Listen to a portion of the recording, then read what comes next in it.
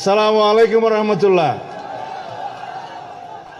মাননীয় প্রধানমন্ত্রী সাথে বাংলাদেশের অর্থমন্ত্রী কথা যা হওয়া পরে হয়ে দিয়ে দাবি দেওয়া যা দিয়া পরে দিয়ে কিন্তু যা চাই ইয়া তোর বেশি দিলে কি আপত্তি আছে না?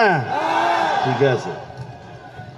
আর মাননীয় সংসদ সদস্য সকল কেউ বক্তৃতা দিন না ভারতে গুসা নই, কারণ মাননীয় প্রধানমন্ত্রী তো আর বহু জায়গা যাওয়া ঘুরিব প্রোগ্রাম আছে। আইও কথা নহইতেও চাইলাম তে হতে তুমি সিটাঙ্গে মানুষ দিও নহইলে তুই তারা গুসু একতার লাই এডে পর্যটন স্পট কোয়াকা হরার পর্যটন স্পটও কি দেন না লবণের ন্যায্য মূল্য পাওয়া শুরু করছে ইনশাআল্লাহ। মাননীয় প্রধানমন্ত্রী অচিরেই ঘোষণা করিব ন্যূনতম দাম ৮০ হলো ৭০ পাইব আন্দাজ করি তেজ মানলা। আচ্ছা, বাদ বাকি বেরিবাদর মন্ত্রী সহ বেগ কোনরে এটা বাঁশখালি আইয়ে পরিমাপ করি বললে ইঞ্জিনিয়ার আই বললে আর দিম আজিয়া মাপ করন সময় নাই।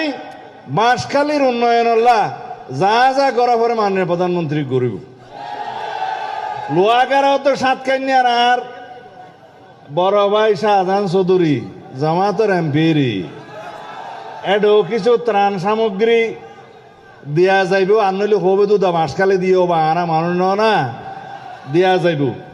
এটা বাঁশখালীর এমপি সাহেব আইসে এখন আরা কোনো ভেদাভেদ নগরী ওবা এটা জামাতর তো এমপি বলে কি মানে প্রধানমন্ত্রী নয় না ত্রাণ সামগ্রী নদেন না।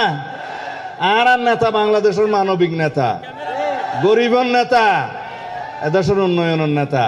ইনশাআল্লাহ কোনো বৈষম্য নহব। খুদা হাফেজ। আই আহ্বান করির মাননীয় অর্থমন্ত্রী জনাব আমির খসরু মাহমুদ চৌধুরী আইয়ের ২ কথা হন। সালাম আলাইকুম।